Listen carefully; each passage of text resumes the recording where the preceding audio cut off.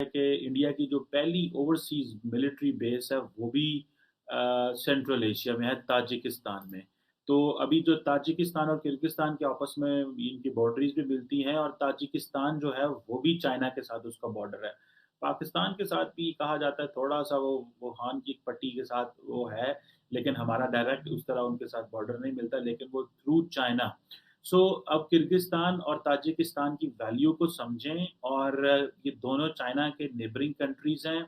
और एक तरफ चाइना, इंडिया जो है वो कह रहा है कि हम $200 मिलियन की, जो कि इतनी बड़ी रकम नहीं है, लेकिन इट सीम्स दैट, मैं इंडिया के डिज़ाइंस के हवाले से बात करने जा रहा हूँ, या उनकी प्लानिंग के हवाले से बात कर रहा हूँ, कि वो high impact community development projects की बात कर रहे हैं। उससे पहले जैसे मैंने बताया कि वो जो मिलिट्री बेस है, जिसे गिज़र मिलिट्री एरोड्रोम के नाम से वो जानी जाती है। और ये मैंने इस पे पहले भी एक दफ़ा कहा था कि ये इंडिया ने जो बनाई है, ये एक स्ट्रेटेजिक शिफ्ट है इंडियन पॉलिसी मेकर्स, पॉलिसी साज़ों के सोच में। और इस बेस ने बड़ी मदद की इंडिया को, ये जो रीसेंट इवैक्यूएशन के लिए। और सैकड़ों जो इंडियंस थे उनको C-17 और C-130 ट्रांसपोर्ट एयरक्राफ्ट्स के ज़रिए वहाँ से इवैक्यूएट किया गया। इंडियन एयरफोर्स ने किया, अपनी ताजिकिस्तान में बेस में ले गया, और फिर वहाँ से लेकिन आज जो मैं बात करना चाह रहा हूँ वो ये है कि जो जयशंकर इस वक्त ताजिकिस्तान किर्गिस्तान में है, और उसके बाद उन्होंने और जगहों पे भी, सेंट्रल एशिया, आर्मेनिया और कजाकिस्तान में भी आई थिंक जाना है। लेकिन मैं आपको बात बताऊं कि एक तरफ तो इंडिया जो है वो तमाम पाकिस्तान जो सार्क कंट्रीज में पैसा लगा रहा था, जैसे कि श्रीलंका का मैंने आपको आज बताया। इसी तरह जो है वो बाकी नेबरिंग कंट्रीज में, अफगानिस्तान में 2-3 अरब डॉलर लगाया, लेकिन वो एक अलहदा बात है कि विद द अमेरिकन विड्रॉल और वो सारे हालात ख़राब होने की वजह से फॉर अ मोमेंट वो सारे का सारा पैसा इट्स नॉट विजिबल। और अभी रिकैलिब्रेशन हो रही हैं कि वो क्या, इंडिया जो है वो ज़ाहिर बात है तालिबान को रिकग्नाइज तो नहीं कर सकता इस तरह, without the support of the west वो अकेले वो स्टांस नहीं ले सकता।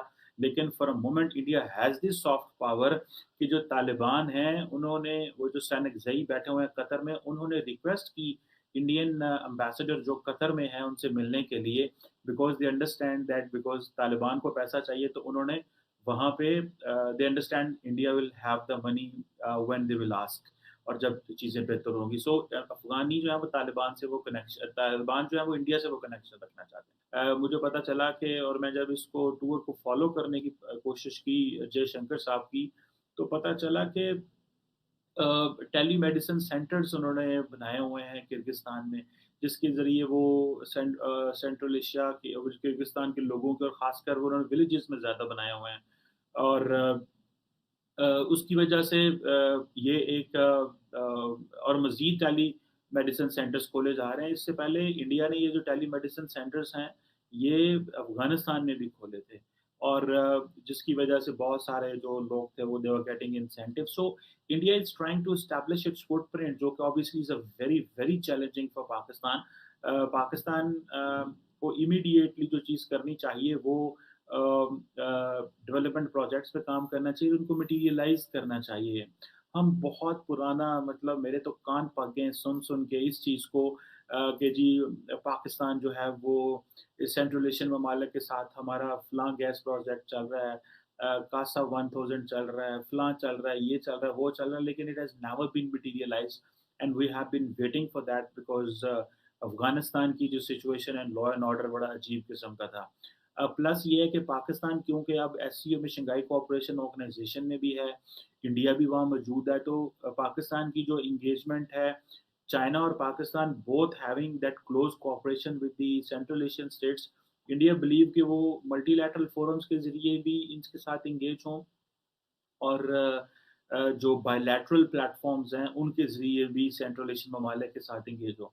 That is why they are pouring this $200 million, and there is a probability they will come up with a more money. So with this idea, and और particularly ये जो खास करके क्वाड ने इंडिया का जो स्टेटस एनहेंस किया है, और फिर वो अपने आप को कहते हैं कि हम जो है वो दुनिया की जो वैक्सीन फैक्ट्री है दुनिया की, और ये हुआ भी है कि वैक्सीन बड़ी दुनिया में इंडिया से गई है। तो India is getting that soft image جس کے لیے دے ہیو ورکڈ الاٹ.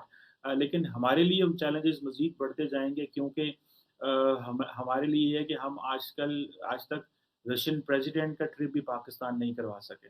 ہمیں مجھے اس چیز کا اندازہ نہیں ہے کہ یہ کیا ہو رہا ہے لیکن پچھلے آپ 15-18 سال سے دیکھ لیں it's been very difficult time کہ رشینز یہاں پہ نہیں آ رہے. فارن منسٹر لیول تک آ رہے ہیں. ماضی میں بھی 2010-11 میں 12 میں بھی کہیں آنا تھا انہوں نے لیکن پھر نہ وہ وزٹ ہو سکا. اور یہ سننے میں آیا کہ وہ رشینس کہتے ہیں کہ ہم کیوں جائیں وہاں پہ, کیوں ہم فوٹو شوٹ کے لیے تو جائیں گے نہیں. اور دوسرا یہ ہے کہ پاکستان نارملی رشیا کو استعمال کرتا رہا ہے to get closer to America. وہ جو فوٹو شوٹ ہوتا ہے جس میں رشینز آئیں گے تو وہ پھر وہ انڈین امیرکنس کو دکھاتے ہیں کہ بھائی دیکھو ہم جو ہے وہ بائی لیٹرلس تک نہیں ہے, آگے ہم امریکہ کو دکھا رہے ہیں. اور اس چیز میں انڈرسٹینڈنگ ہے کہ پاکستان اور رشیا جو ہے وہ ملٹری انگیجمنٹس تو اچھی ہیں, ملیٹیرلی کوآپریشن اچھا ہے, لیکن ان ریالٹی وہ جو ایک ٹرسٹ ہے وہ اس طرح ڈیولپ نہیں ہوا. سو India has that trust in with the Russia. India is trying to develop that trust with the Central Asian state with the money they are taking. And then میں نے جو سری لنکا کے بارے میں بتایا سو آپ یہ دیکھ لیں کہ پورے ریجن پہ انڈیا از فوکسنگ.